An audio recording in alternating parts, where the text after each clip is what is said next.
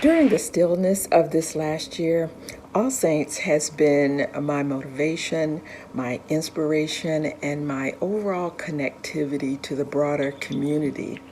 It has been so fulfilling to see the innovating, the pivoting, and the caring for the bigger community, while making every Sunday a don't want to miss out on church kind of Sunday. I joined the summer choir and found that to be a very challenging experience, and I was never very happy with my results because I was always seeming to be off time or off key.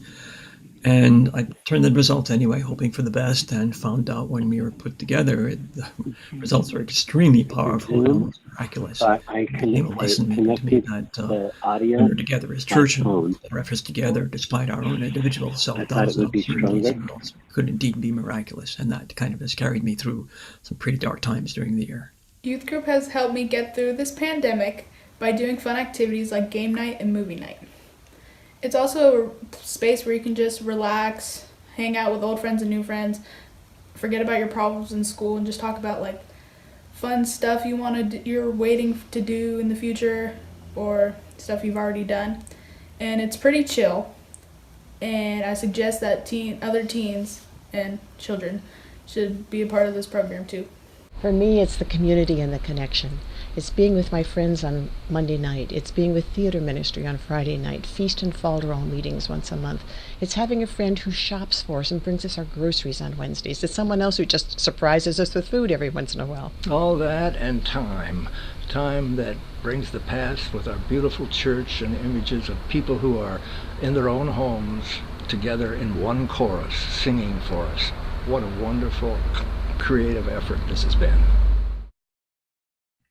Preciados amigos y amigas, qué alegría que estemos todos juntos aquí en la Iglesia de Todos los Santos. Dear friends, what a joy it is that we are all here together at All Saints Church. Mi nombre es Mike Kinman. My name is Mike Kinman. Soy Rector. I am the rector. My pronouns are he, him.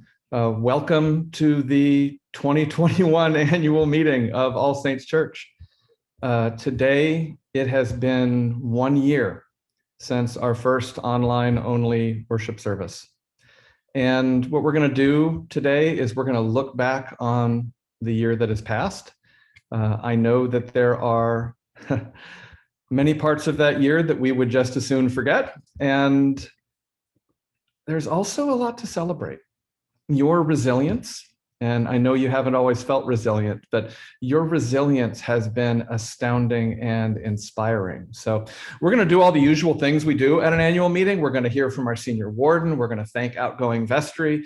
We're going to elect new vestry and diocesan convention representatives. We're going to hear about the budget. You're going to hear from me and hear our incoming senior warden take a peek at the future with us. And when it's time to vote, because we're going to be voting on vestry and diocesan convention representatives, we're going to use the hand raise feature on Zoom. So if you would like to vote, make sure you're on Zoom and not watching this on our live stream page or on Facebook. And so to get to the Zoom link, just go to our live stream page off the main website, allsaints-pas.org, click on live stream, click on the Zoom link. And then when it's time to vote, you'll click on the hand raise feature. Also, we're going to have time for your questions, and we'll take those in the Q&A feature on Zoom. And then we're also going to, as we just did, we're going to hear from you. We're going to hear what of All Saints Church has sustained you during this year, and we're going to hear from our choirs and some of the beautiful music they've made under some of the most challenging of circumstances. And one thing that's good about this annual meeting, as it has been for church all year, is you can do it all in your jammies. Who knows? Maybe we'll have a pajama day annual meeting sometime in the future. But for now, just get comfy and cozy where you are, and let's just spend the morning together. And I want to start with this prayer written by our dear friend, Archbishop Desmond Tutu. When I think about what has sustained us this year, I am so aware of how God has been present every moment of every day, holding our hands and working through us. And that's what Archbishop Tutu is lifting up in this prayer. So God dwells in you. Let us pray. The right hand of God is writing in our land, writing with power and love. Our conflicts and our fears, our triumphs and our tears are recorded by the right hand of God. The right hand of God is pointing in our land, pointing the way we must go. So clouded is the way, so easily we stray, but we're guided by the right hand of God. The right hand of God is striking in our land, striking out at envy, hate, and greed. Our selfishness and lust, our pride and unjust are destroyed by the right hand of God. The right hand of God is lifting in our land, lifting the fallen one by one. Each one is known by name and rescued now from shame by the lifting of the right hand of God. The right hand of God is healing in our land, healing broken bodies, minds, and souls. So wondrous is its touch with love that means so much when we're healed by the right hand of God. The right hand of God is planting in our land, planting seeds of freedom, hope, and love. In all nations and lands, let God's people all join hands and be one with the right hand of God. Amen. And now I introduce you to the first senior warden in All Saints Church history who never led a vestry meeting in person, and whose leadership, faithfulness, compassion, and humor this past year has been unparalleled. I give you Juan Mejia. Juan? Good morning. Good morning, Mike. Good morning, All Saints. Good morning, vestry. This has been a year like no other, and I think this is going to be a senior warden report like no other. So hopefully the technology doesn't fail me and we can get through this. So let me begin by trying to share my screen. And hopefully you can all see that. So We gotcha. Good, great. Let me just begin by saying I am so proud of this community. When the country shut down last spring because of the pandemic, this church stepped up. We lived into our values of radical inclusion, courageous justice, joyful spirituality, and ethical stewardship throughout 2020 and into 2021. As we all know so well, a year ago, our lives changed.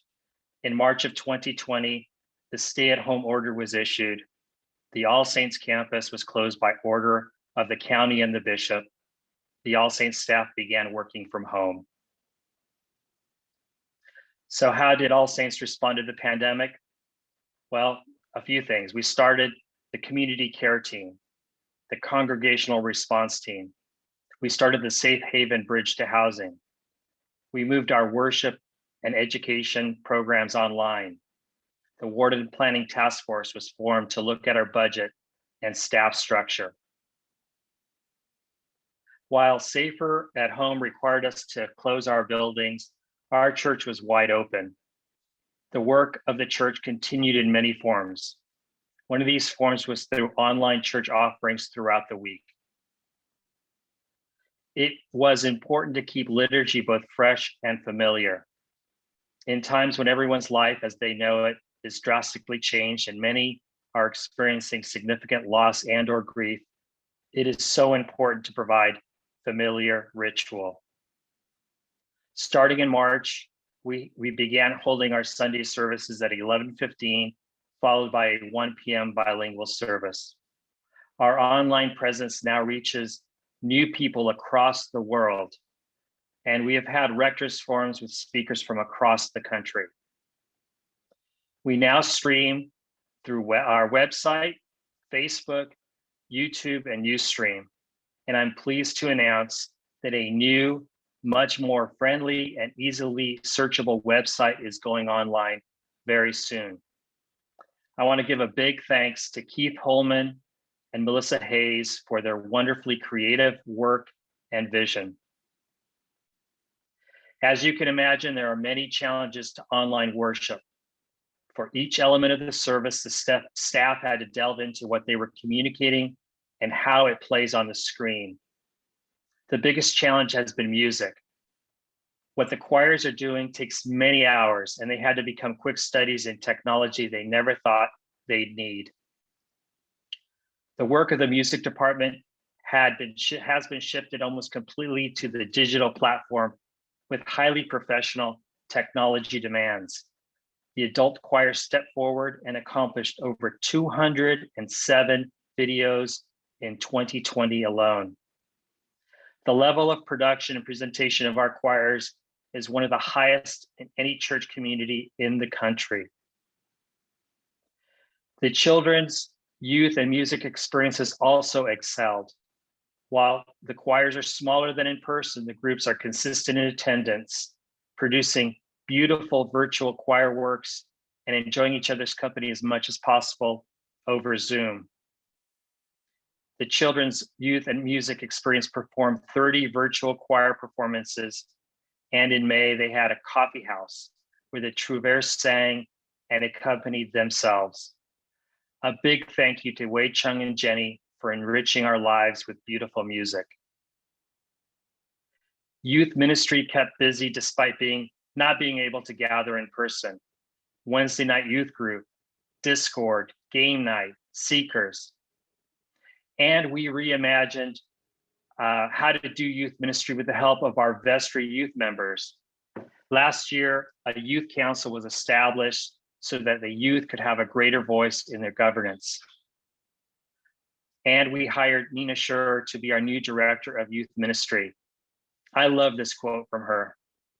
What if All Saints Youth Ministry and the fantastic opportunities we provide are available to youth across the states and perhaps even countries? Youth everywhere, especially in more remote places, are desperate for radical inclusion and acceptance with honest conversations about life, faith, and religion. This is the time to reimagine youth ministry and perhaps all of All Saints. Kelly Aaron has done an amazing job with children's ministry, children's chapel, parent culture, and evening parent social hour. During Easter, Kelly Aaron became our own Easter bunny, dropping off Easter candy to over 20 families. All Saints hosted a digital summer adventure. We had a Halloween drive-through with over 125 children participating. Thank you, Kelly Aaron, for all that you do. As I mentioned before, we formed the Congregational Response Team in the spring. From the start of the pandemic, CRT has made thousands of phone calls and have written notes and emails to many in our community, making us feel connected in these difficult times. The community care team provided resources to people who needed them, financial, medical, legal, and housing. Thank you, Christine Hartman, Thomas Diaz, Sally Howard, and the many volunteers for the countless hours of work and healing that you've provided to us during the last year. During these COVID times, several ministries have adapted by teleconferencing. This is a list of some of the ministries that have offered pastoral care in this very difficult year. Monday meditation, centering prayer, lay counseling, Monday night grief group, seeking healthy faith, circle of life, reclaiming the Bible, spiritual direction, healing prayer, lay visitors. We are so blessed to have these wonderful volunteers who continually minister to our needs. We are facing a challenging time with a pandemic that has affected our lives in dramatic ways, and we cannot deny that COVID has affected us as a congregation. And it is here where the Congregational Development Department is so relevant. We've had good success with small groups. 4 out of 5 of our groups last fall were full to capacity. We have about 15 to 20 mostly affinity-based small groups that we track at All Saints. And we started a pilot program to create small groups by zip code. I want to thank Alfredo Ferregrino and Nancy Necker and all the volunteers who help us stay connected. I cannot imagine us living into our value of radical inclusion more than with our work of Safe Haven. The Safe Haven Bridge housing model was developed in mid-May 2020 in collaboration with Union Station to address a severe shortage in shelter capacity in day centers and the closing of City Hall during the pandemic. Recognizing that having safe places to sleep and keep some essential belongings without worry can be a first step in recovery from homelessness, Our goal is to provide safe sleeping spaces for up to 12 individuals with lockers for storage of limited personal belongings during the day. A big thank you to Sally Howard, Erica Tamblin, and Gloria Antal for all their hard work throughout the year. Our value of courageous justice was also on display in 2020. Following the murder of George Floyd, All Saints orchestrated a large community protest to advocate for an end to police violence against Black and brown men. All Saints advocated for more civilian oversight of the Pasadena Police Department. All Saints held monthly legal aid clinics for the community by virtual intake processes and phone calls with volunteer attorneys. Staff and volunteers worked to pass city and county ordinances placing a moratorium on evictions, provided food, groceries, and volunteers to pantry efforts from our partners at Learning Works and the Pasadena Community Job Center.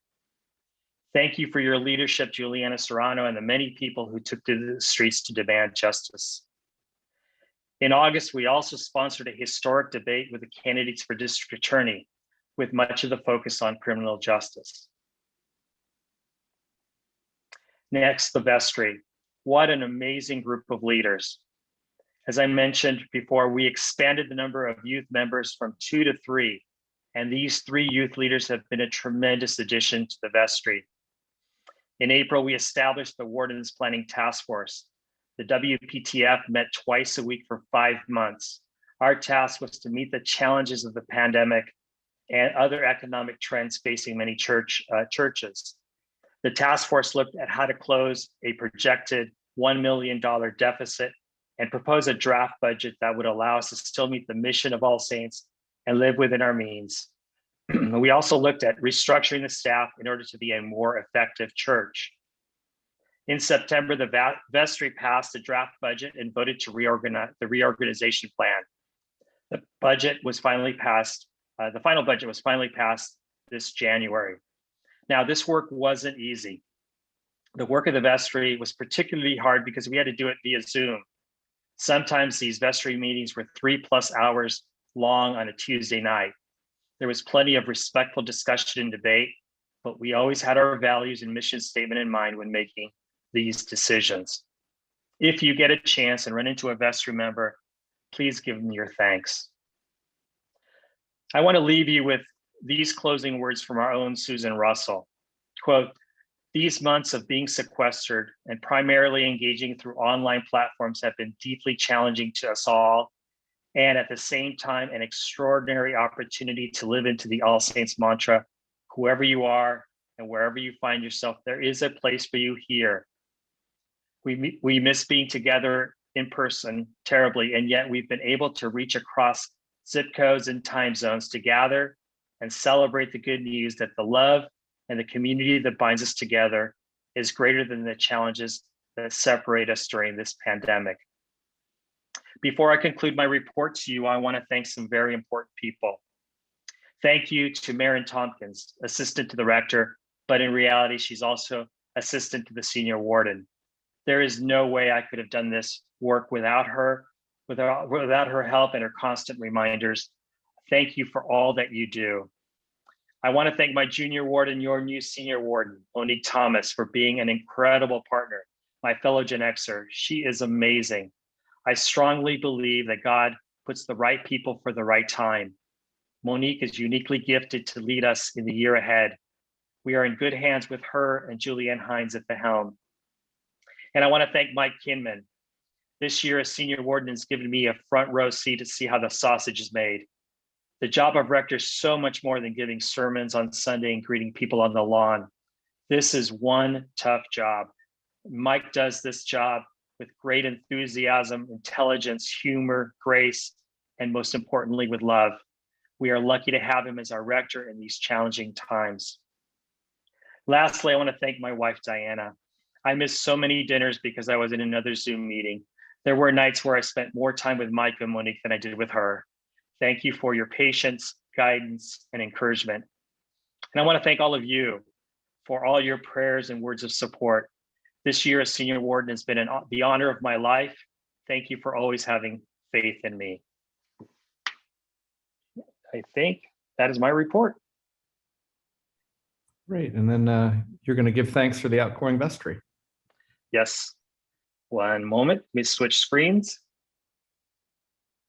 Very good. First, I want to start off with Marianne Ahart. Now, prior to coming on to the vestry 100 years ago, she was on the Rector's search committee. She started out on congregational development as a vestry member. When she became senior warden for 2 terms, which is incredible, after she served her 2 terms as senior warden, she moved off their other committees and served on finance.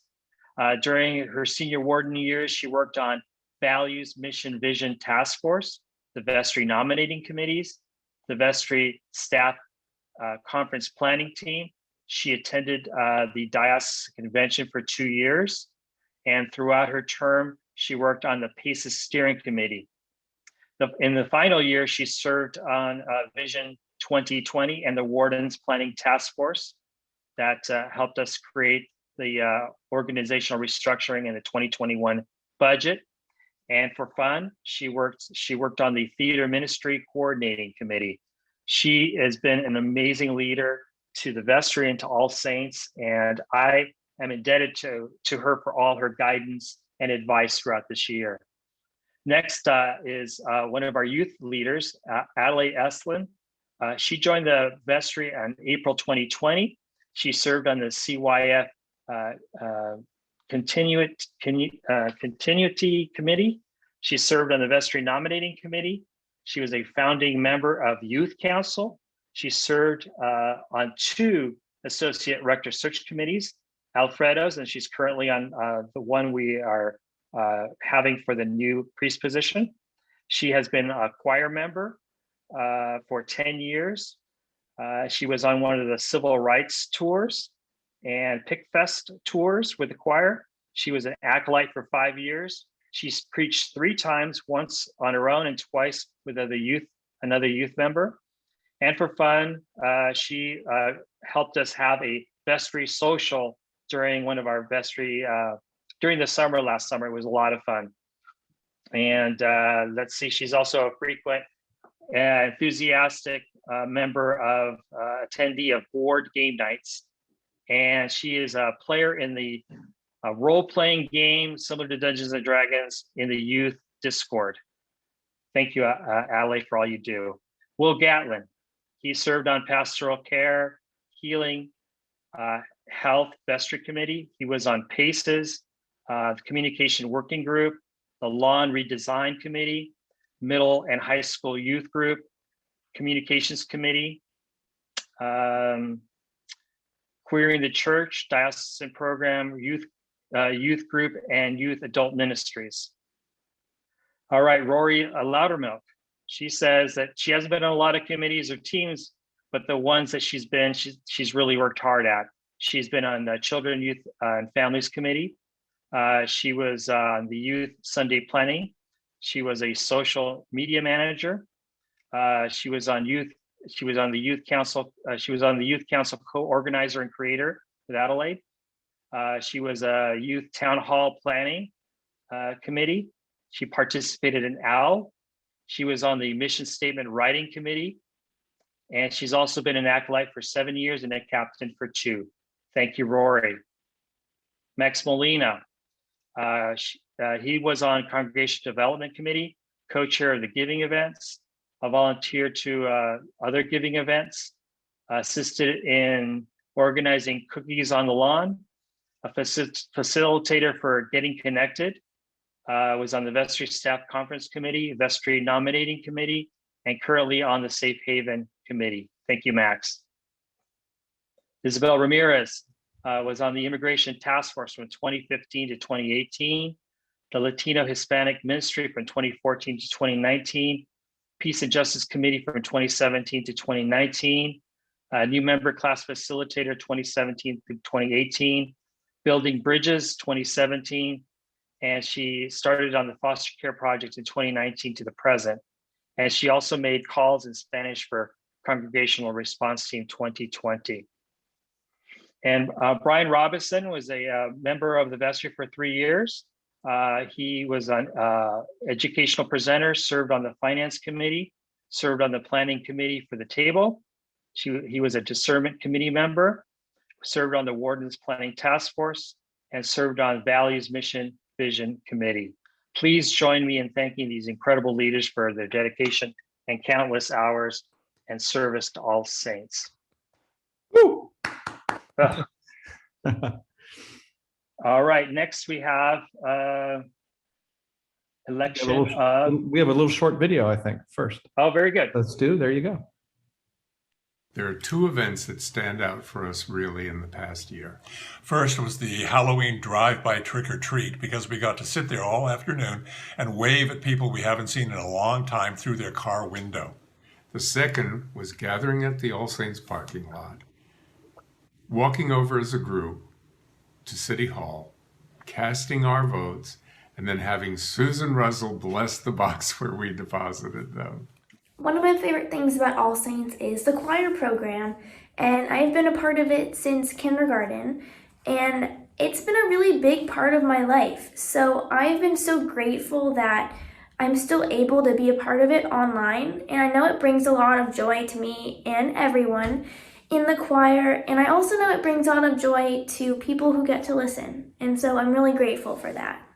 My All Saints family, thank you for your love and support during this difficult time.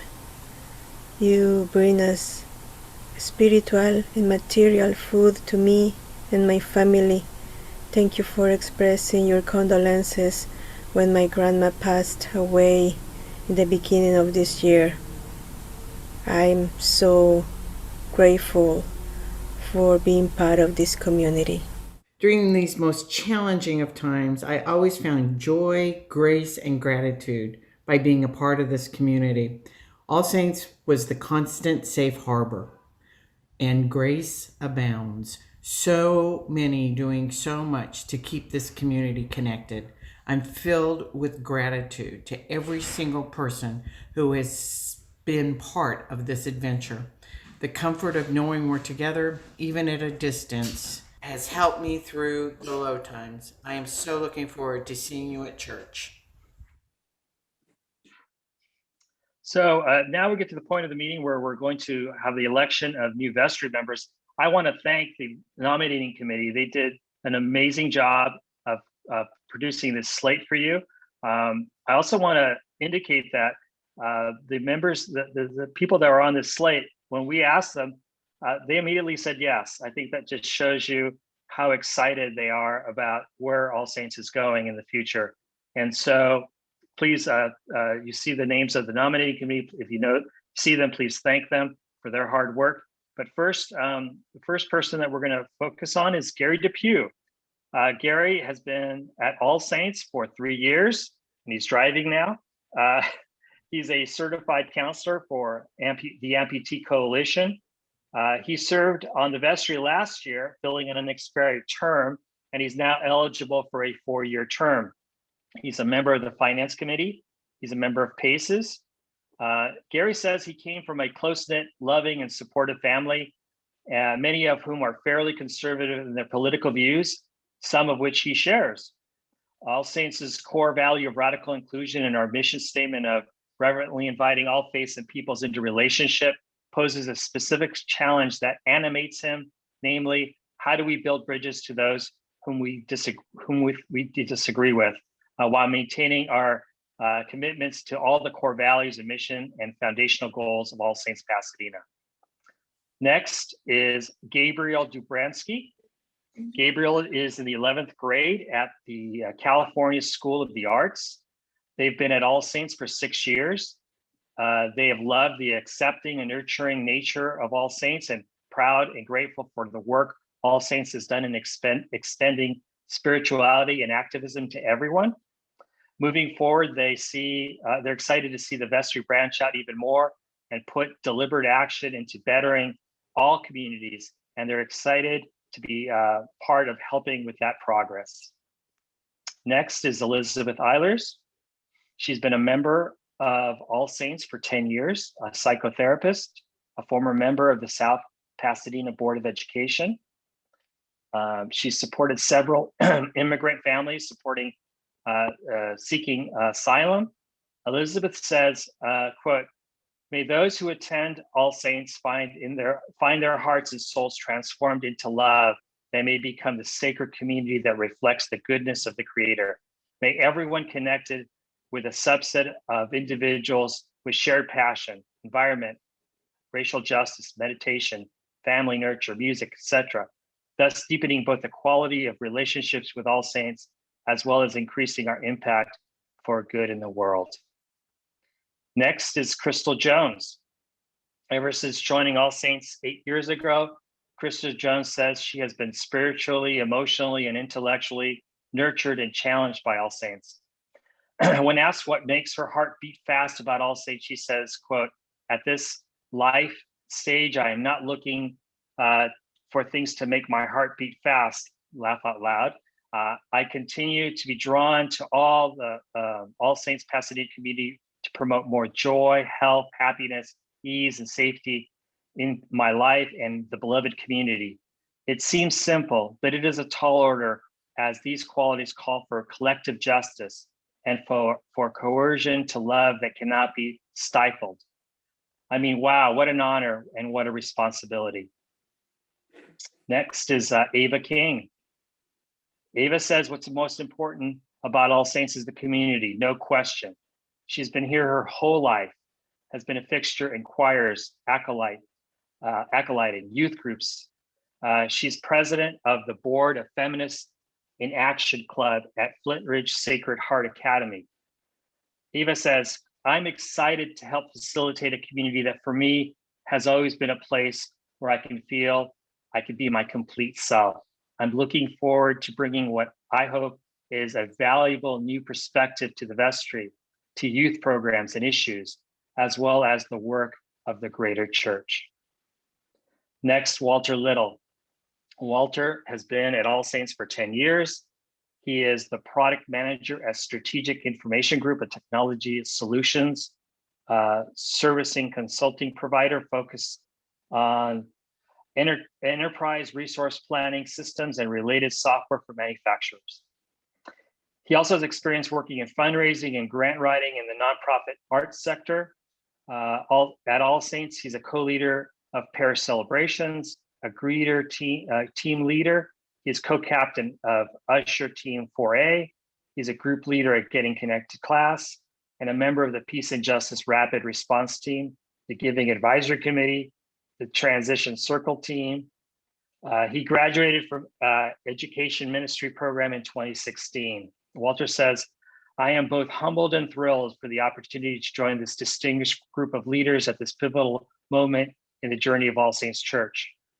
Our mission and core values resonate deeply with me, and I look forward to helping All Saints build upon and challenge our considerable legacy in our crucial quest to bring about the beloved community in our own neighborhood and beyond." Karen Meyer, she is a longtime Coventry member. Karen has been at All Saints for 26 years. She's a former member of the Finance Committee. And Karen says, quote, "During the Great Recession, there were many discussions about how the church would adjust to the quote unquote new normal. Yet soon enough, we went back to the old normal. In the past year, we've been forced to truly adapt to a reality that vastly different from anything that we've experienced before. There are many new challenges that we will need to address, especially mental health, the mental health effects from this time in isolation and grief. We also want to examine the things we had to challenge. We also wanted to examine the things we had to change that have worked out well as evaluate things that we have lost that are vital to get back whatever way we can. I look forward to addressing these changes and how we define and embody the sense of community at All Saints moving forward to a true new normal. Janet Carroll Norton, she's been active at the All Saints community since 2007. She currently serves as the co-leader of the Children's, Youth, and Families Parent Culture Group. She was a valuable member of the Wardens Planning Task Force. Janet volunteered for many years as the choir and acolyte parent and recently finished a 4-year term on the CYF committee. She has volunteered for many years on the Wednesday nights in the All Saints kitchen, preparing and serving youth dinners. And outside of All Saints, Janet is a board member and partner and co-head of production department at ICM Partners, where she represents television producers. Janet says, "I'm in awe of everything from the music, our inspiring youth, and everyone's incredible collaboration to keep us connected during the pandemic. And I want to continue being creative and bringing the community together during these unsettling and unique times." So now is the time to vote for this slate. So again, as Mike mentioned, please use the raise hand feature. So all those in favor, please raise your hand.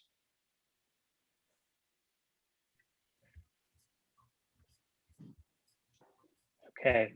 All those opposed, please raise the raise hand feature.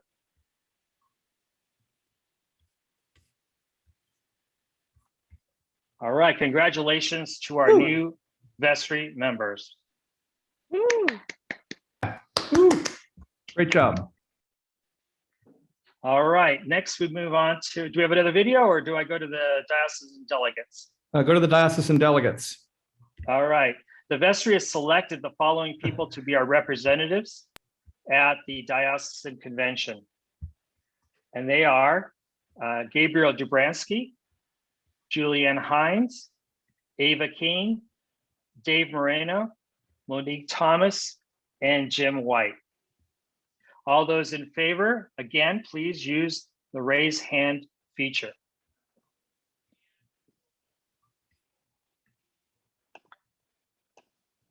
All right. All those opposed, please use the raise hand feature. All right. It looks like we have our delegates for the Diocesan Convention. Thank you very much. You want to hold on just a second? Stu, hold on.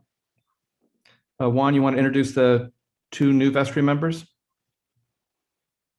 I think that was going to be Julianne Hines. Julianne Hines was going to do that. Oh, does she? Can we put her to do that now?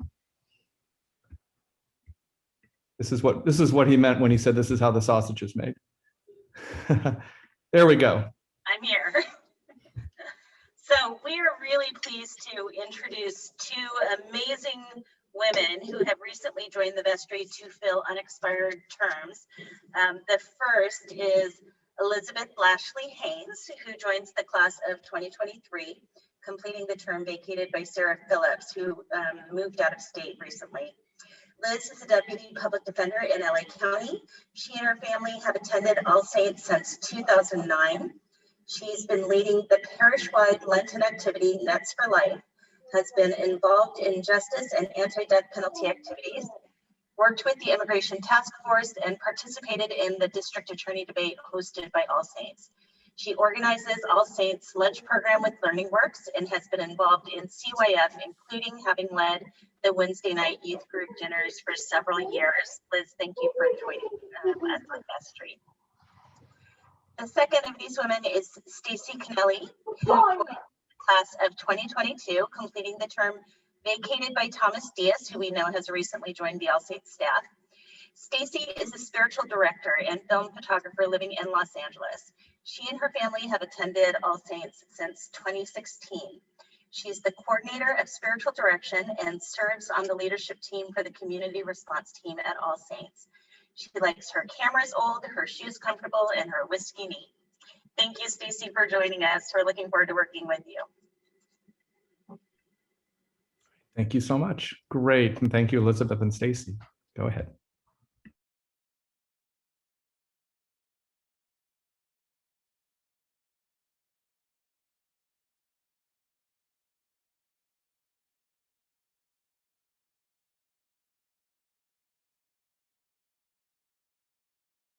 I believe you're sharing audio. Hey, yeah, Stu, can you start this again? And we need sound. The audio doesn't start yet. Thank you. Okay. Oh, it doesn't start yet? Okay.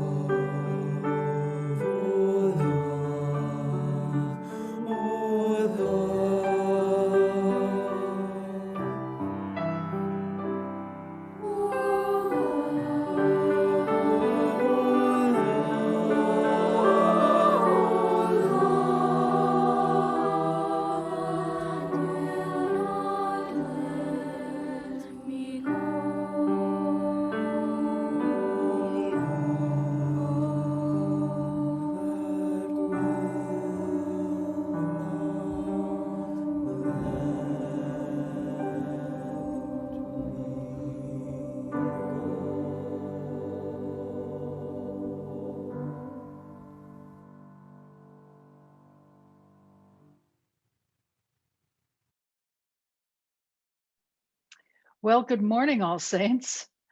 My name is Terry Knowles, and I'm Director of Giving and Stewardship for All Saints Church, and my pronouns are she, her. So we're going to talk about the budget for a few minutes. I'm going to talk with you about income, and Jim Albarano will talk with you about expenses. Just a quick overview. Our objective in creating a 2021 income budget was to be as realistic as possible, forecasting based on recent history and trends, and trying our best to anticipate how the pandemic, both its effect on people's lives and its trajectory, would affect income. I'm going to hopefully share a document with you that represents budgeted income for fiscal 21 and briefly tell you how we got to these numbers. If you have questions about anything that I say or that Jim says, please put them in the chat. And if we don't have time for them this morning, we'll save them and respond to you, I promise. So let me share this with you. There you go. I know, yay. So, give me just a second here. So, look with me at these numbers, if you will. Pledge income has been trending downward in the last 4 to 6 years.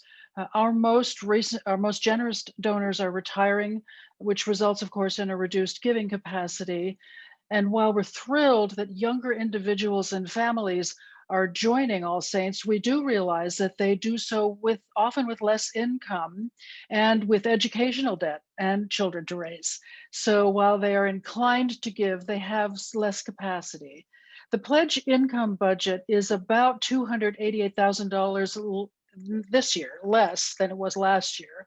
And the three drivers really for that are an anticipated reduction in the average pledge, a lowered expectation about new pledges, and then one component of our pledge income is payments on prior year pledges. You'd be surprised how many people catch up in any given year for past years, but we expect that that amount will be reduced in 2021. Special gifts are gifts made all through the year, but mostly in November and December for a wide variety of reasons. But what you tell us is that they come largely from a place of thanksgiving. We significantly, as you can see, significantly exceeded our goal in 2020 due to two very large and presumably one-time gifts. So considering the economic uncertainties of the year before us, we've chosen to be conservative and budgeted $55,000 less than in 2020. Plate offerings are interesting these days. While we are in virtual church, we count as plate offerings gifts that are made online on Sunday mornings. Because we don't anticipate gathering inside the church for worship probably before fall, this estimate is going to be quite a bit lower than it would typically be. For 2021, it's $55,000 less than in 2020, where there was a $70,000 shortfall. Special offerings are comprised of Easter and Christmas gifts, memorial gifts, and bequests. As you see, we were well over budget in 2020, and this is due to one extraordinary memorial gift. So based on our experience in the last 2 or 3 years, including 2020 when we were not even in church for Christmas and Easter, and wanting to be cautious here, we have budgeted a reduction of $12,000 for 2021. The north parking lot typically is under lease for $20,000 a month to an independent company serving the Superior Court. That contract was renegotiated during the pandemic, and we now are paid a rate based on the number of cars in the lot. The courthouse, of course, was closed for much of 2020, and it's unclear to us how much of 2021 it will be open. So we have modestly budgeted $100,000 for the entire year, which, as you see, is a significant reduction from last year when the courthouse was busy. Building usage. So most of you know that All Saints is a popular venue for films and television commercials. And in 2020, we budgeted $80,000 for that and received $2,000. So While we stand by to see what the film and TV industries do, and in, as they say, an abundance of caution, we've not budgeted anything for this type of income for 2021. I do want to mention here, though, that there's a small group of parishioners familiar with these industries, plotting strategies to regenerate these lucrative uses of our campus in the future. In respect to the endowment, All Saints General Endowment is currently valued at just over $1 million, although we have in total about $1.9 million invested.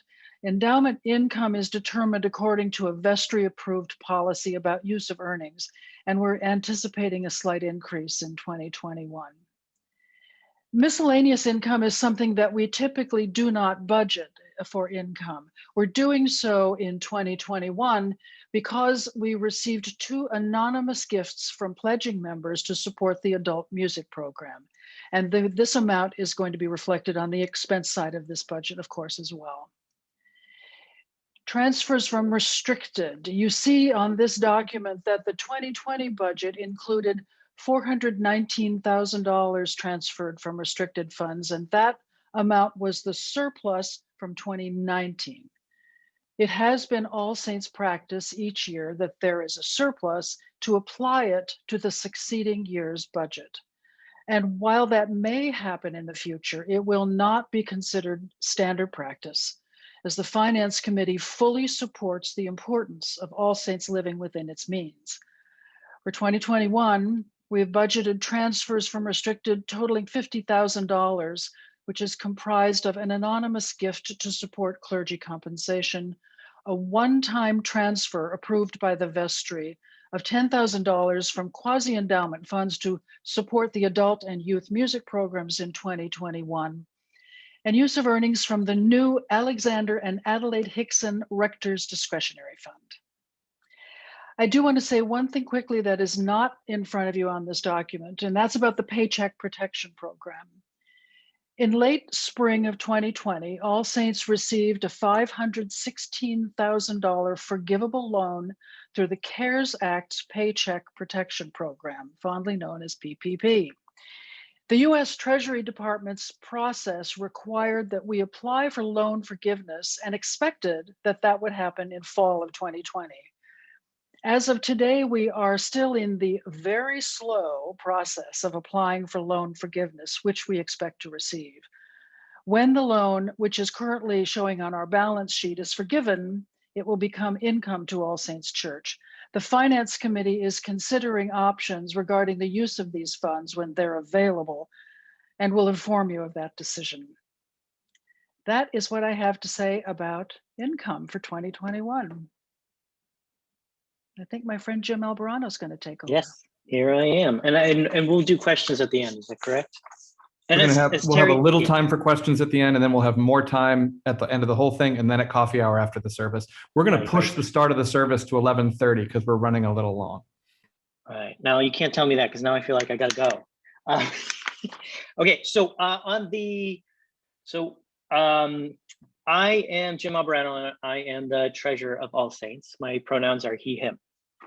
4 years ago at our 2017 annual meeting, I made the following remarks.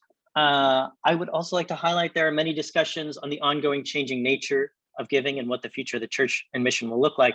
We recognize that status quo cannot go indefinitely, and the Finance Committee, Vestry, Mike, and the staff continue to identify ways in which we will change our modes of operation and budgets to best serve the church of tomorrow. The evolving nature of the church community and its impact on the budget has been an ongoing conversation and a focus of our leadership for years. Then a pandemic hit, and of all the struggles, loss, and hardship over this year, one thing has remained a beautiful constant is the love of the All Saints community. As you will see on the support income side, All Saints giving stayed strong through all the ups and downs of 2020. And even though we lost significant income from building usage in the parking lot, the giving bottom line remained strong, and that was due to extraordinary giving in extraordinary times. So let me share the screen now. All right, so this is the website. So everything I'm going over is on the website. So if you want to pull it up on your own, you can go to allsaints-past.org/finances. I'm just going to do this for you here so you can see how you can pull it up. I know the website's being redesigned, so I couldn't, if somebody wants to put that, and in fact, I can put that in the link. But I'll make sure on the redesign that it's easy to get to. I am putting this in the chat in case anybody wants to pull up these documents. Boom. Okay. So we will start with we gotta look at 2020 first before we look at 2021. As Terry had said, you will see our yet to be audited 2020 numbers. And along with the reduced income that Terry had gone over, we also had reduced expenses.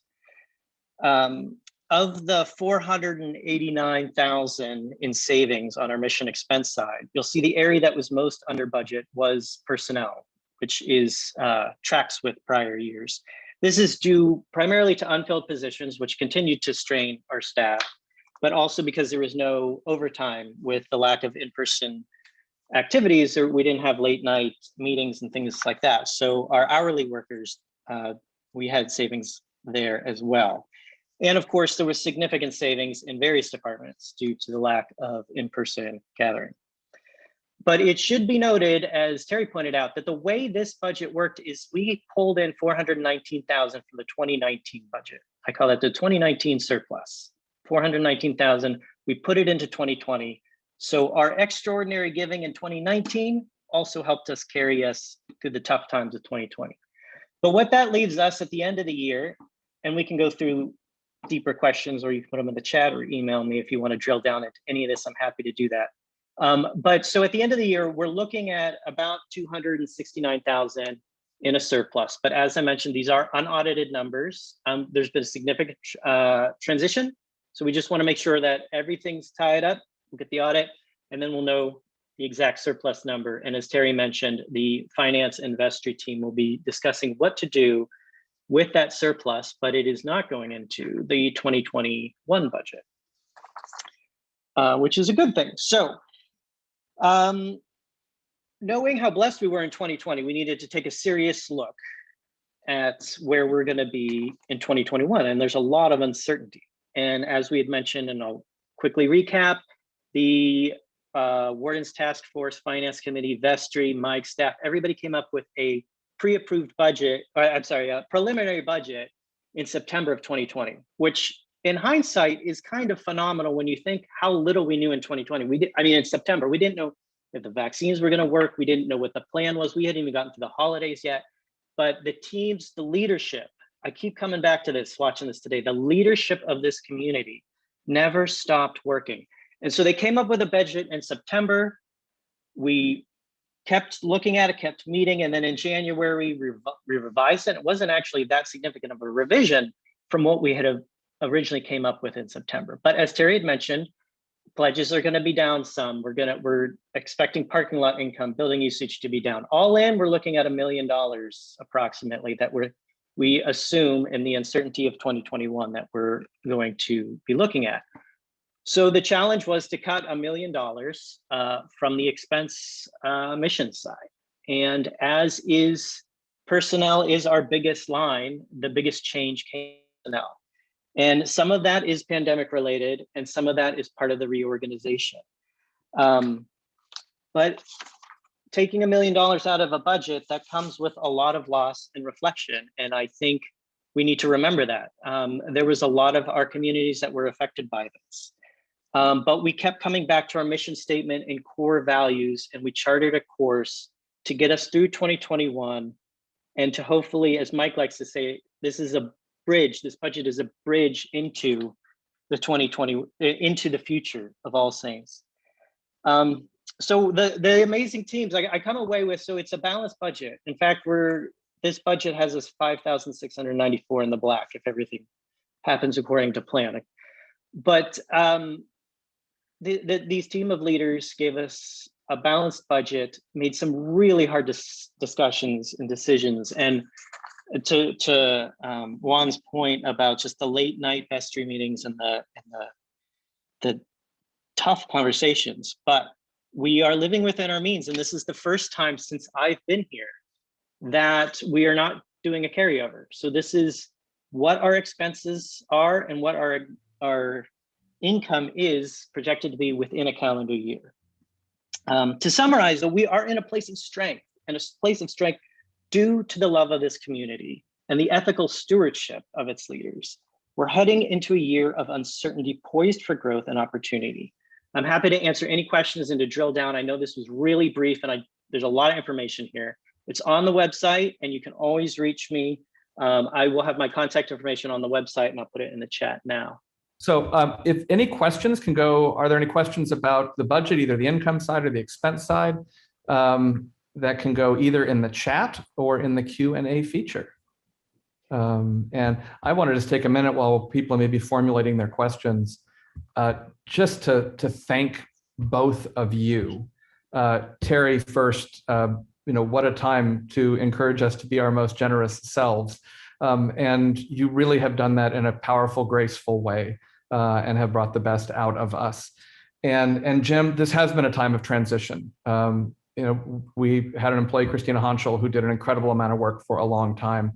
And as we're looking at what's going to happen next with administration and finance, you as treasurer have stepped in and done so much and continue to do so much. So I want to thank both of you. And then I also want to thank your families, because there is an impact on your families when you do this. So thanks so much. Here we have a question. The budget has a large decrease in IT. How did you accomplish that with the new website and our streaming increase? I can talk about that, or do you want to talk about that? You want me to?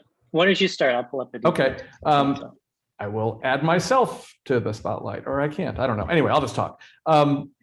So we worked with Nader El-Dahabi, who is our brilliant director of information technology, as we were putting this budget together.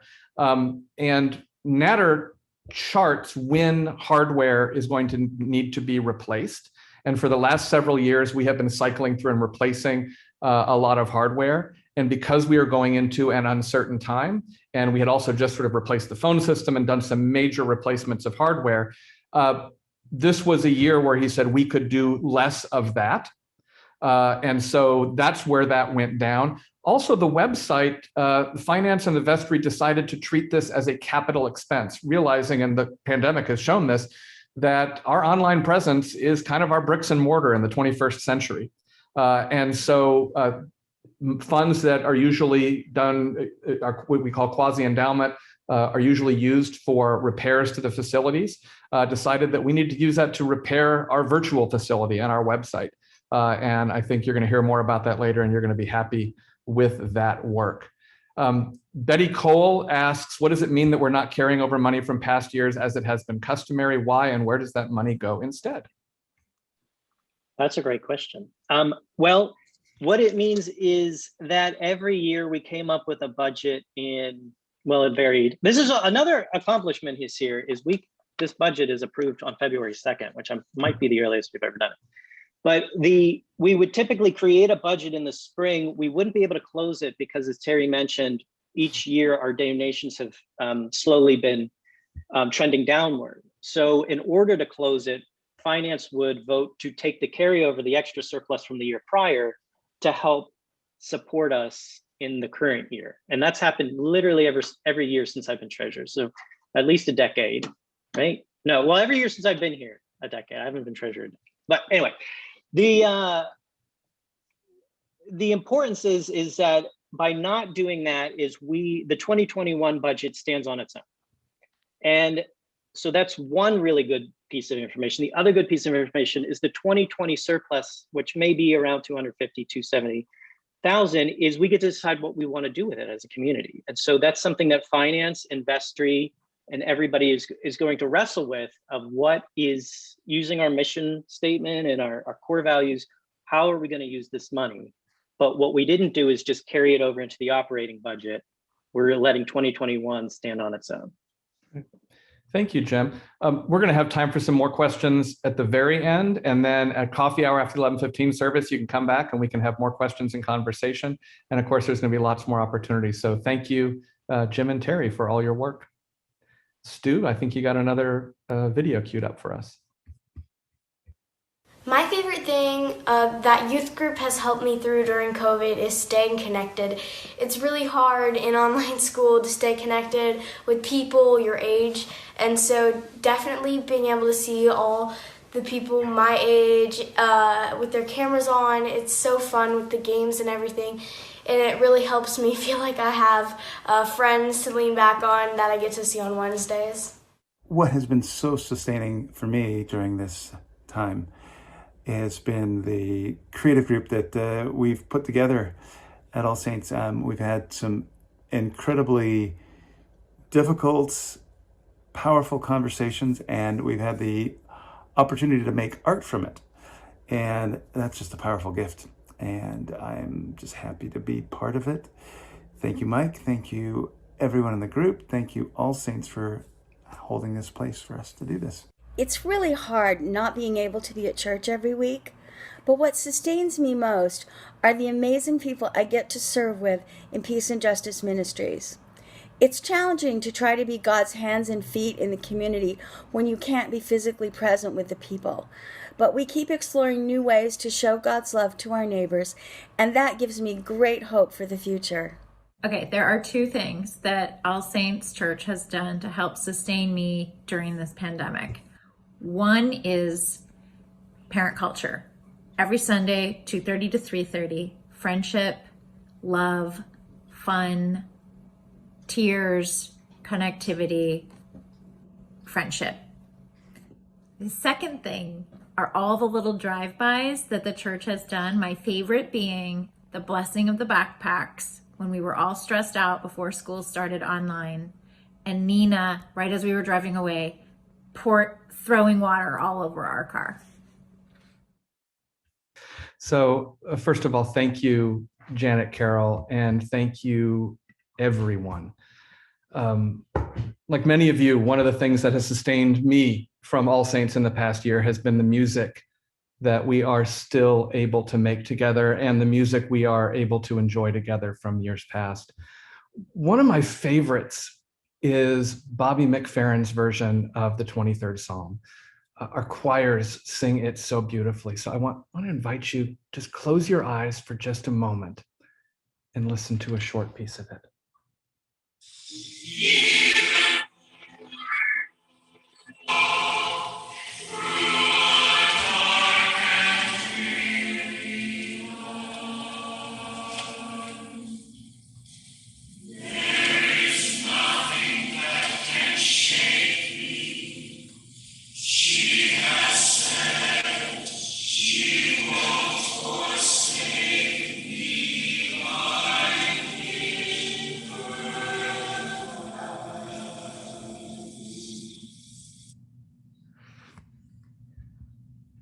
Even though I walk through a dark and dreary land, there is nothing that can shake me. She has said she won't forsake me. I'm in her hand. After this year, I'm not sure I can say there is nothing that can shake me. I have been shaken. We all have been. There has been so much loss in our lives. I am reminded of it every time I come into this office. In fact, I want to show you something. Now, we're used to death. What we're not used to, what we should never have had to get used to, is people dying and us not getting a chance to say goodbye. Is people dying and us not being able to grieve.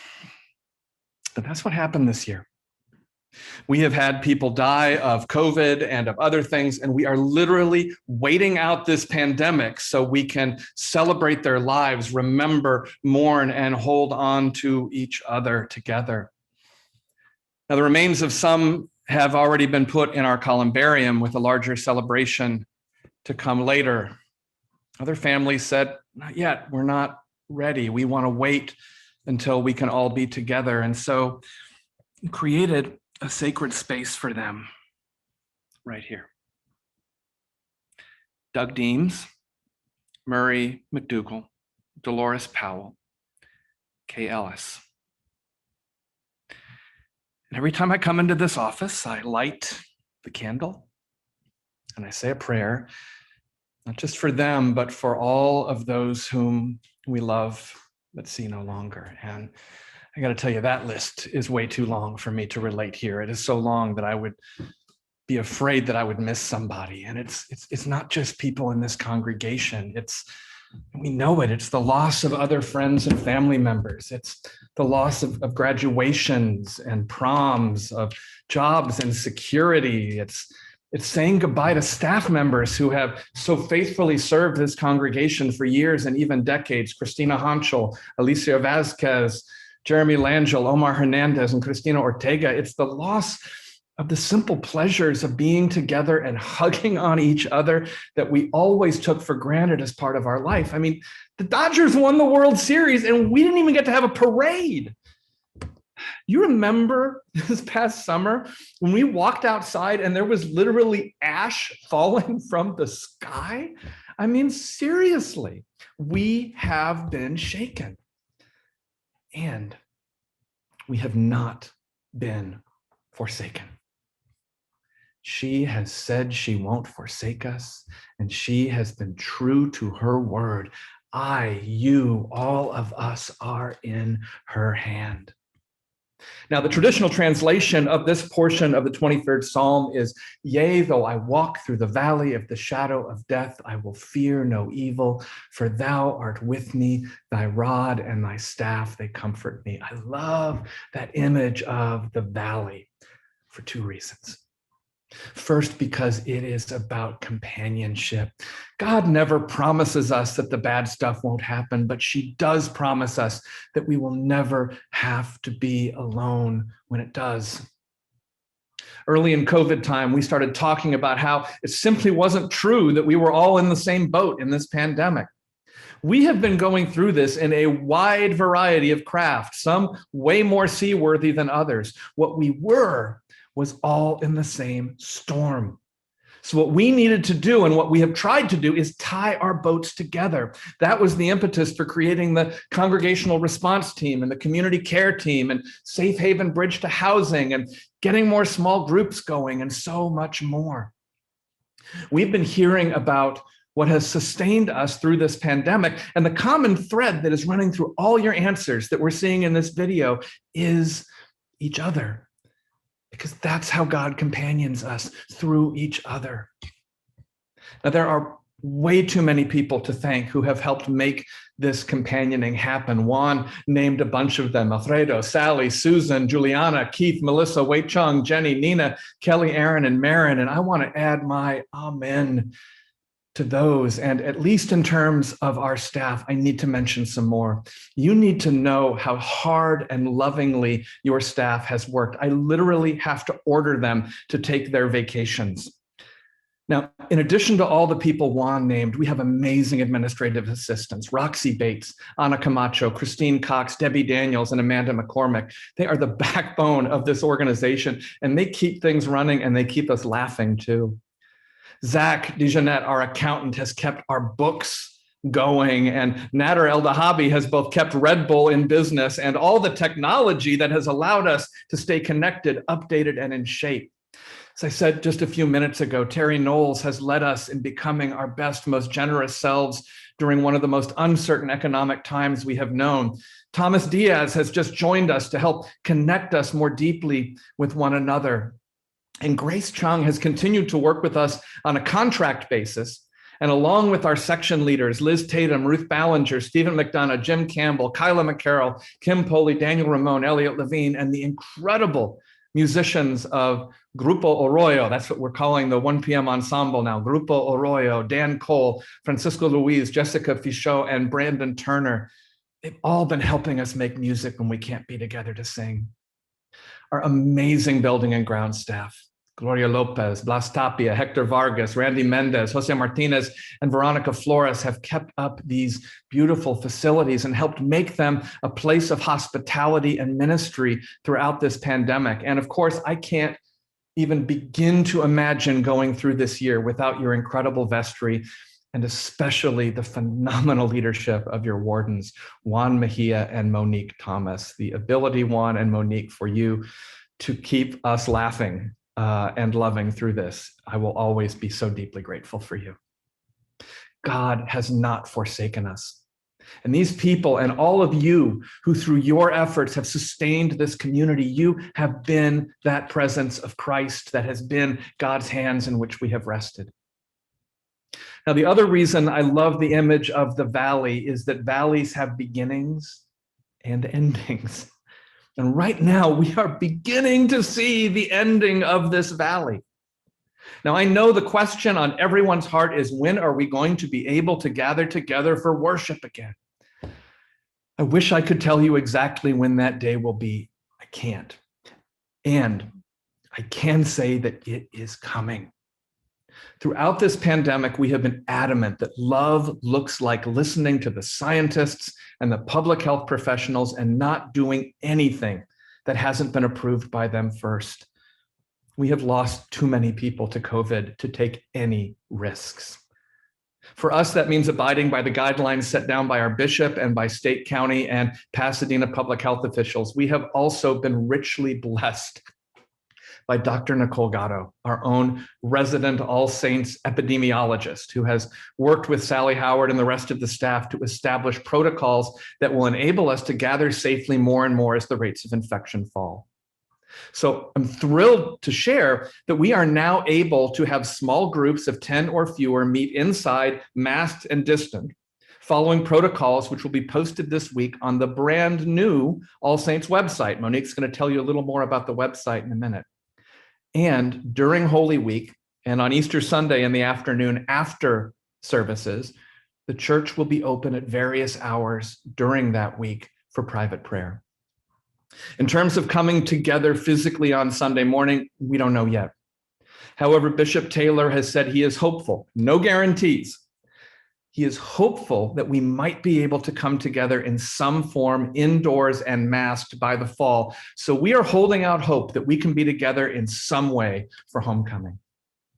Now, one of the challenges that we have is that we're both such a large congregation, and we have that pesky value of radical inclusion that makes it not seem right to say that some people can come to worship and others can't, or that if you don't have a reservation, you can't come to church. I long for us all to be together again, and I don't ever want anyone to have the experience of coming to All Saints Church and hearing, "I'm sorry you can't come in, you don't have a reservation." So we will continue to wrestle with this and hope that by homecoming, we will all be able to come together again. And as we come together again, we'll come together as a people who have been changed by this experience. Coming back together will not be like flipping on a light switch. We are going to have different comfort levels about coming back. And after a year of being told to be afraid of contact with each other, we are, frankly, as we always have been, going to have different comfort levels with touch and proximity to each other. We are going to be deeply intentional about how we come back together. And we're going to use it as a wonderful opportunity to listen to each other's stories and learn how to love each other the best we can. Now, in terms of schedules and structures, when that happens, there will be many wonderful familiar things that we will return to. And there will be things that will be different because we will be different. And the world we're returning to is different. It will be important that we not just dive back into a beehive of activity in the same old structures, but take time to reflect on this experience, to share the stories of the valley that we have traveled, to think about what we are learning from it, and to dream together of the new story we will write, and to ground all of it in our scriptural story and the story of All Saints Church. And we're going to have some help in that grounding. Every Sunday this year, we have been and we will be using Dr. Will Gaffney's Women's Lectionary, a year's worth of readings centering the experiences of women in Scripture and translated through a womanist lens. And I'm thrilled to announce that for the next 3 years, Dr. Gaffney will be All Saints Church's first scholar in community. While still being in residence at Bright Divinity School in Texas, she will be consulting with us and helping us ground our work in Scripture and occasionally preaching and teaching here. It's also going to allow us to support her continued scholarship, lifting up the voices of women in Scripture, something the whole church and the world desperately needs. Her first appearance as our scholar in community will be as our preacher in 2 weeks on Palm Sunday. We're also going to begin to tell our story about race at All Saints Church as we claim dismantling white supremacy and anti-Black racism and building beloved community as our generation's work of the church. In addition to hiring a third associate rector to help focus us in this work, we are already convening 2 task forces to study both the land we occupy and how we got here, and the history of the stained glass windows in our sanctuary. As we tell the whole story, we will then be able to look at what new story is God calling us to write. One that has us live out our values of radical inclusion, courageous justice, joyful spirituality, and ethical stewardship in new ways for the healing and transformation of ourselves, our community, and the world. And to that end, we will also be calling together a group that will work with the wardens, vestry, and me to chart a strategic direction. I love that term. Marianne Ahart taught me that. Not a strategic plan, because strategic plans are always needing to get changed. A strategic direction to give us a framework to write that new story for All Saints Church, of which we all will be a part.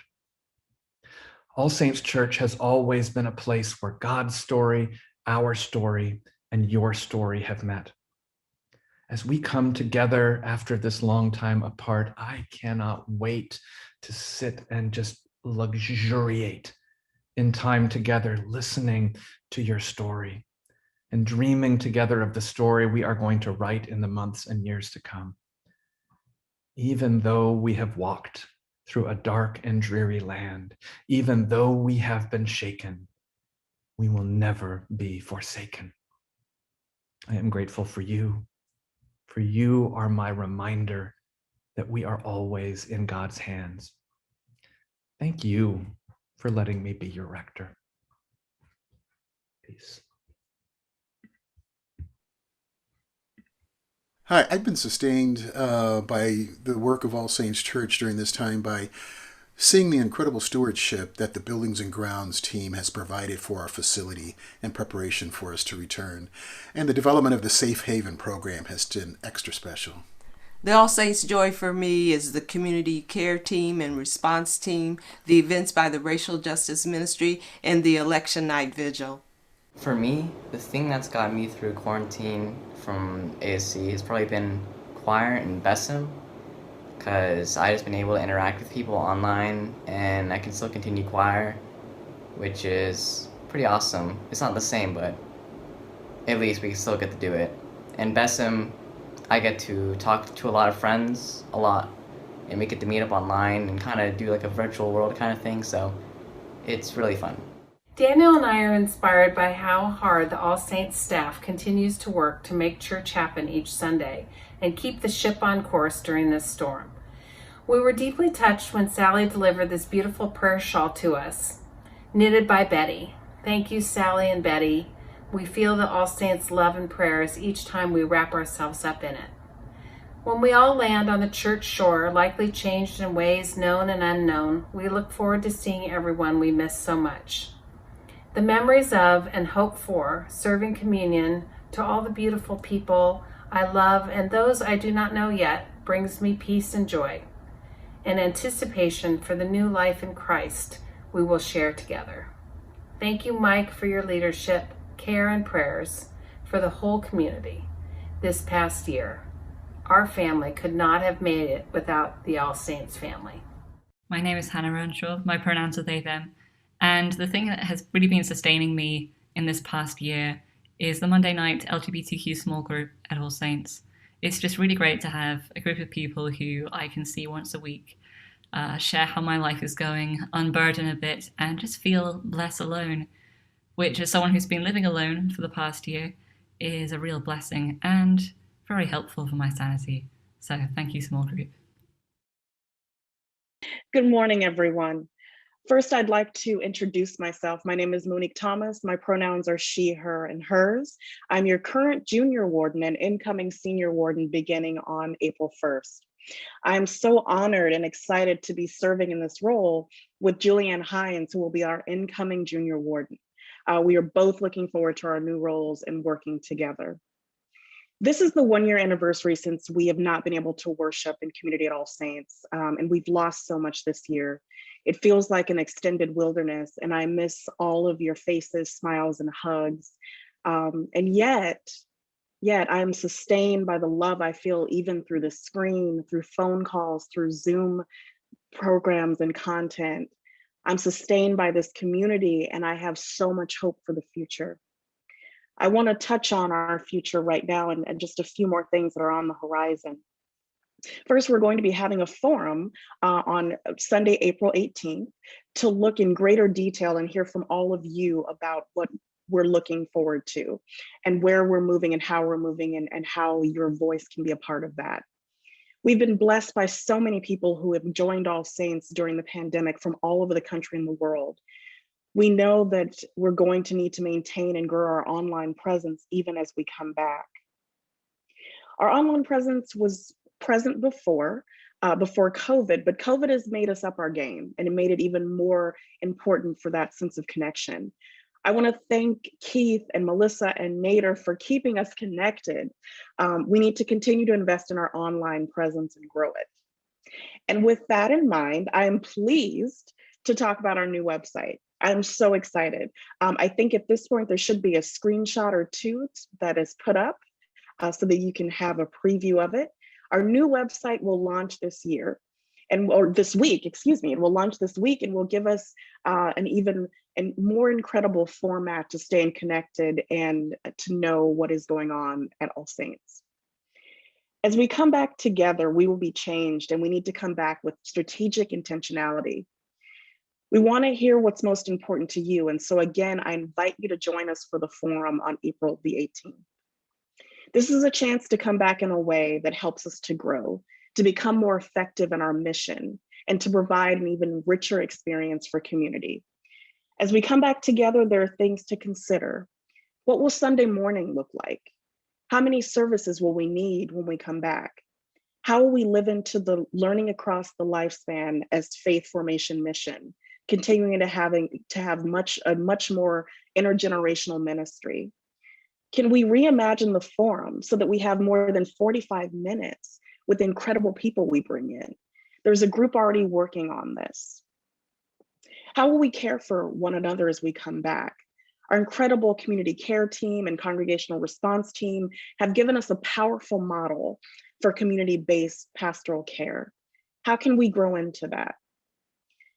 How can we take our amazing music programs and continue to expand them in ways that touch and embrace the gifts of the wider community and reach a wider community?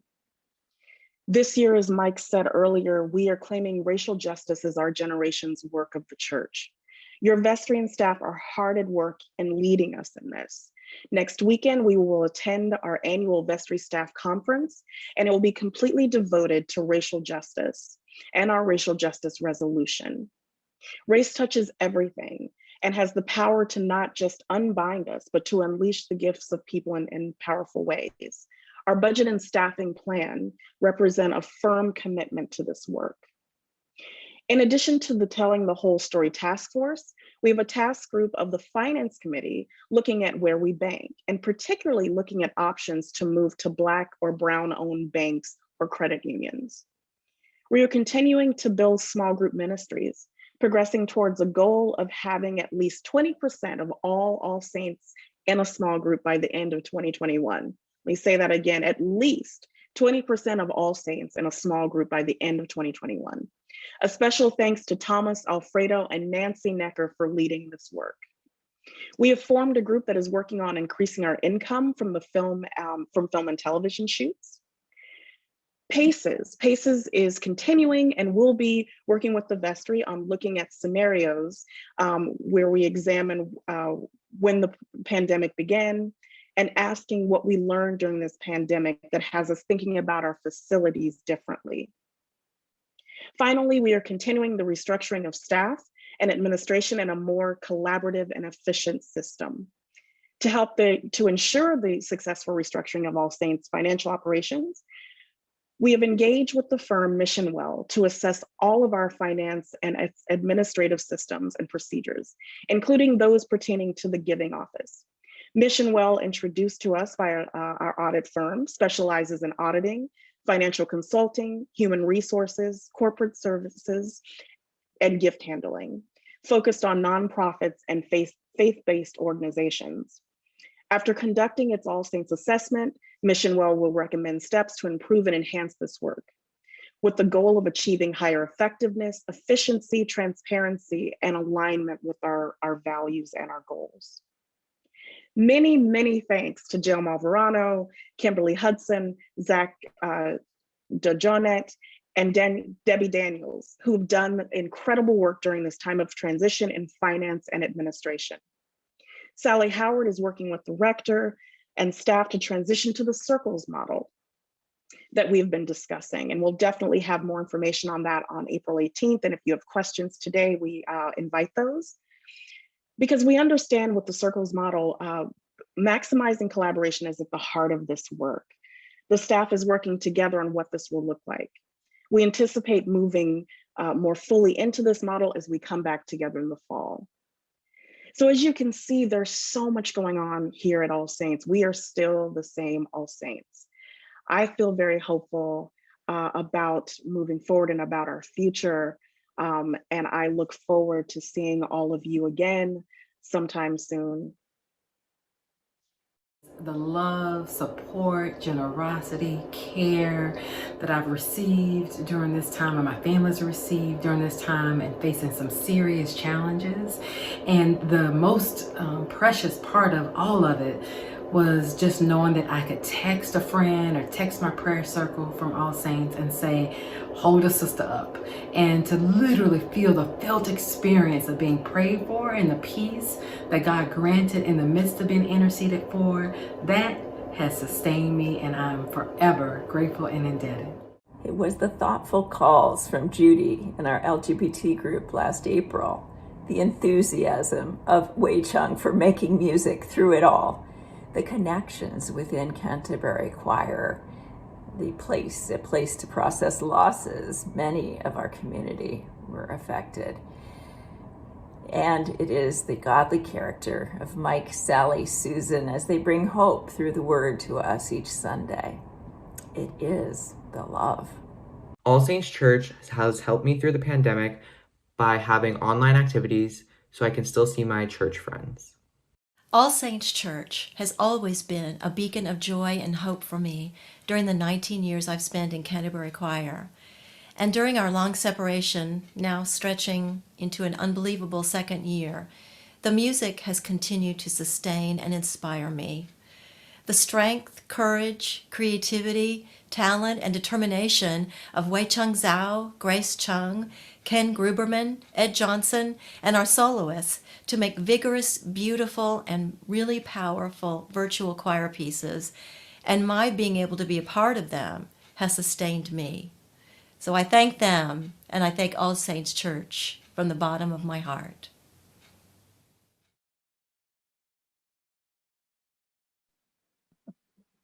There we go. Okay, there's Monique. See, well, it wouldn't be COVID. It wouldn't be a COVID annual meeting if I didn't talk while muted at some point. So great, everybody. I know we got people trying to turn their cameras on. Some are able to, some aren't. I want to just thank a couple people to start with. We have a few minutes for questions from you all. Rich Hope has already put one in the Q&A we'll get to, and also you can put them in the chat. Want to echo what Susie Glazer said about Ken Gruberman and Ed Johnson and all the help that they've given on the choir videos. Add to that list Cassidy Anderson with the youth choir videos. Just amazing, amazing work. And we're going to see one of the adult choir videos as we close today. Just thank you, everybody. Want to just sort of bring everybody. Let's do the sort of the gallery view. There's a rogues gallery of All Saints Church. And just have some time for questions. And I'll start with the one from Rich Hope. When do we anticipate worship and ministries to again be in the church and campus? And how does that impact the budget assumptions for 2021? Rich asked that before my address, so I think I addressed the win, which is we're hoping, crossing our fingers, hoping for homecoming in some form. Again, that depends on the bishop. It depends on, again, thank you so much to Dr. Nicole Gatto for the work that she's done. It just, I know everyone wants to get back. We all want to get back, and we've just experienced so much loss that there's no point in taking a risk. We'll never be without risk, but we want to make sure it's as safe as we possibly can. So we're hoping for homecoming. How does that impact the budget assumptions for 2021?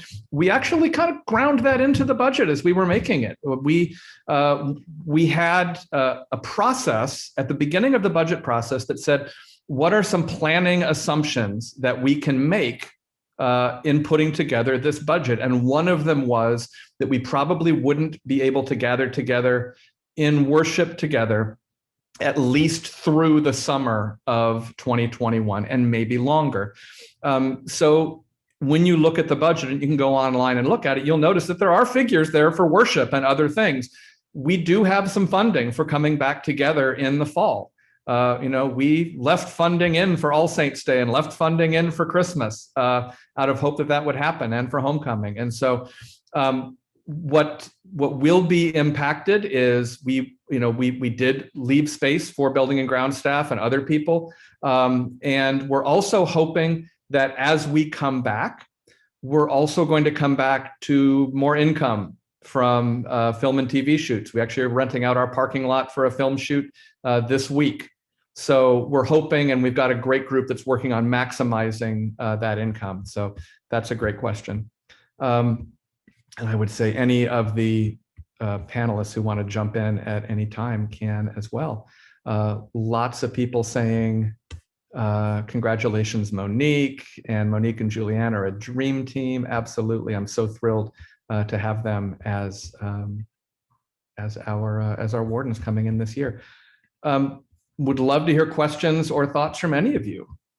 I've spent much of this year feeling like I'm a radio talk show host during coffee hour and forums and times like this. So our phone lines are now open if you would like to have a question or jump in and have a chat. And that's also for our panelists. We have someone raising their hand. Let me see, who has their hand up? Oh, Crystal, go ahead. I'm going to spotlight you.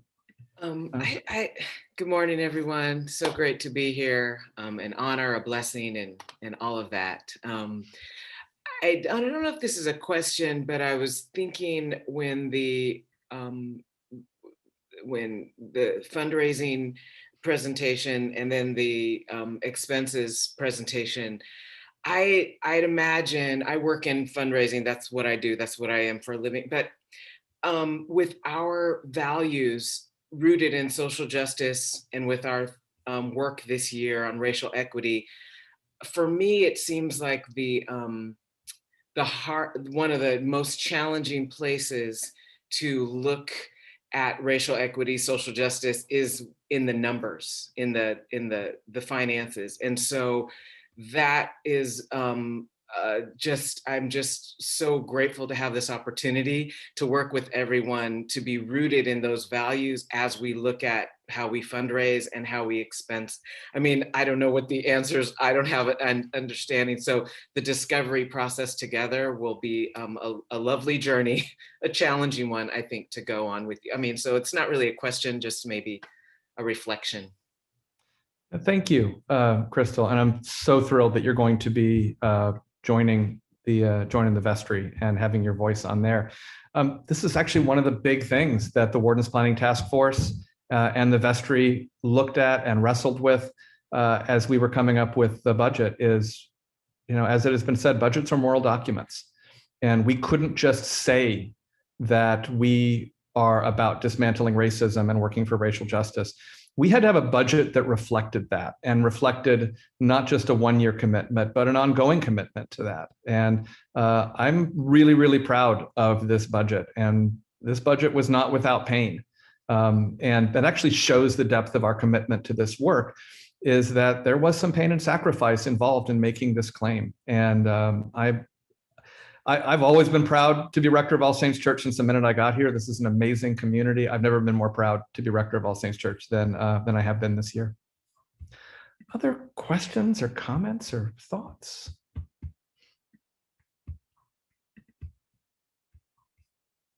Or y'all just gonna leave me hanging here? Here, oh, we got a question coming in. Glenn. Orton says, is All Saints planning on any activity in addressing xenophobic, primarily anti-Asian activity? That's interesting. The Racial Justice Advisory Board has had some conversations about that. The Racial Justice Advisory Board's task is to really advise the vestry on our work on becoming actively anti-racist, and this work that we've claimed. That is interesting. Some conversations have started to happen. Nothing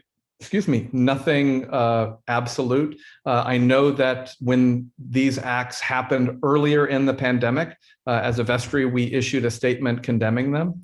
Part of what I would like to do is reach out in our own neighborhood to the Asian community around us, listen to the stories, and really let those among us in our community who are part of the Asian community at All Saints Church and in the wider Pasadena, San Gabriel Valley area, say, what would it be helpful for All Saints Church to do?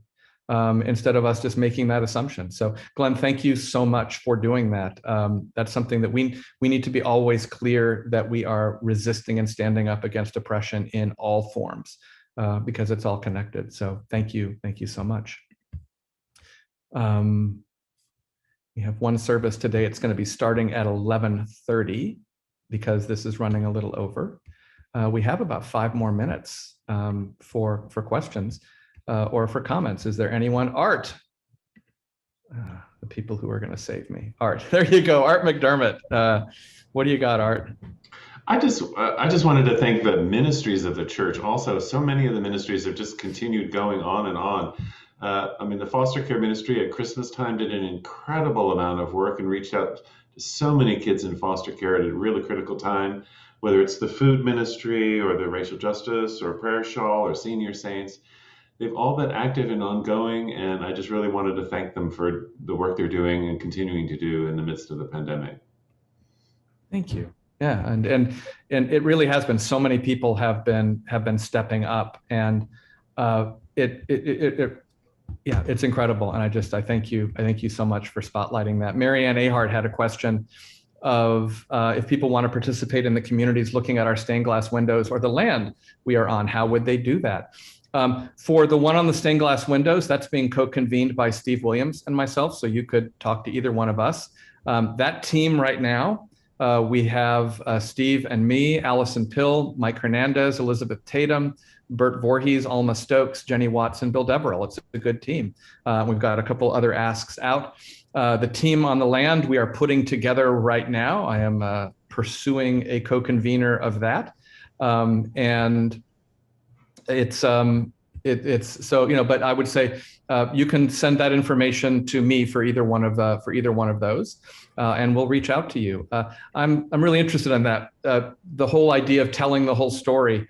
At some point, I'm going to get Jennifer Baskerville-Burrows back here. She was one of our last people visiting us before the pandemic hit. She's the Episcopal Bishop in Indianapolis, and she preached an amazing sermon in Missouri last year, where she talked about how you have to tell the whole story so that you can write a new story. And it really has got us thinking about what does it mean for us to tell the whole story about race here at All Saints Church. And we're starting that off with these 2 specific things that can really give us a sense of the depth of our story and what we're going to find when we start doing this. And that's what's the history of the land that we are now on? And what is the history of those stained glass windows? And then we can look at that and say, well, what's our response to be to write a new story? Karen says church radical inclusion plans for various disabilities community. And I would say that is an ongoing conversation, and the accessibility ministry has always been a part of that. We're going to have to revisit that as we come back, because we're going to come back as a different people. One of the things that we are learning, and the accessibility ministry has taught us this, is that a lot of things that are considered disabilities are really different abilities. We think about the neurodiversity that is present in this congregation, and are we in our worship and in our education and our life together, are we not only accessible, but are we able to receive the incredible gifts of people with a whole bunch of different ways that our brains work. And so our bodies and our brains function in lots of different ways. And as we come back from this pandemic, that's going to be one of the things that we're going to be looking at is how can we come back together, frankly, better. We were pretty good before, but better.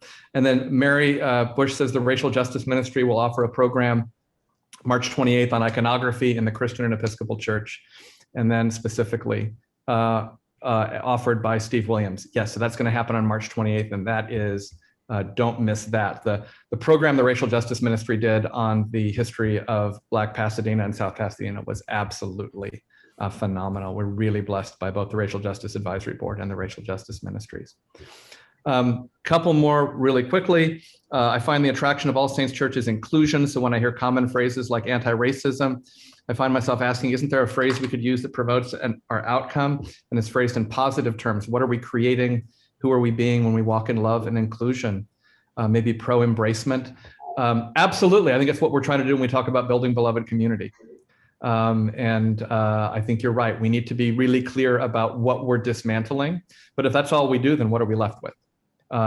This is about, and our presiding bishop has done wonderful work talking about becoming beloved community, because it really is what we're all about here. So thank you, John, for that. And then I think Betty Cole said, when people have told me they have trouble feeling known in All Saints Church because it's such a big church, I sometimes respond, I think of All Saints as a holy city full of innumerable little churches. Hearing this today reminds me of the reality of both levels of this. Thank you. And thank you, Betty. So we are going to go get ready for worship. We're going to leave with, we heard a beautiful choir video from our youth choir before. Now we're going to hear a video here and see one of our virtual choir videos from our adult choirs. As Juan says, our film series tonight of the No Socially Redeeming Value film series is going to continue. And we asked our incoming senior warden to pick one, and Monique Thomas picked Mean Girls. And so that's going to be fun at 7 o'clock tonight. And so we're going to post that link on the Facebook pages. So you can find it on our Facebook pages at All Saints Church. And then we'll also put it in the chat during coffee hour. So we're going to go get ready for worship, which will start at 11:30. Want to thank Stu Rosen. Stu has been incredible helping Keith out. And we give Keith and Melissa and lots of people lots and lots of thanks, and they're all deserved. Stu is right by Keith's side every Sunday, and Stu has been doing all this work for the annual meeting so Keith can get ready for church. So Stu, thank you. And let's listen to the choir as we get ready for worship. See you in a bit.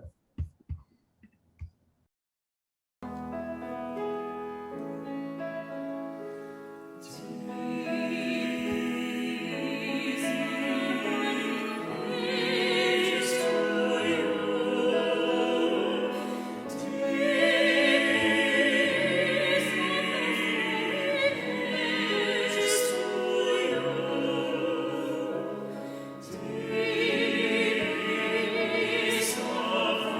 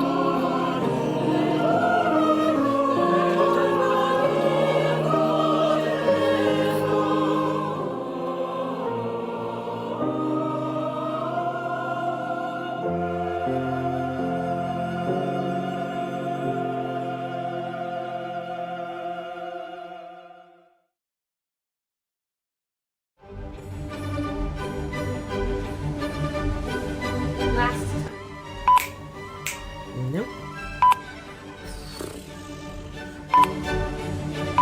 Laptop? Nope. Trumpets!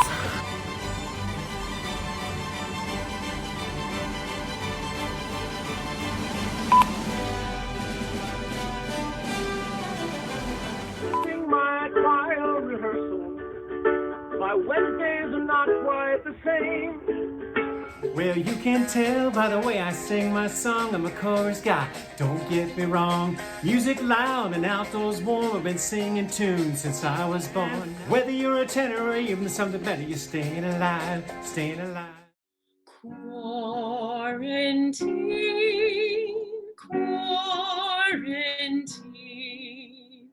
Every morning you greet me.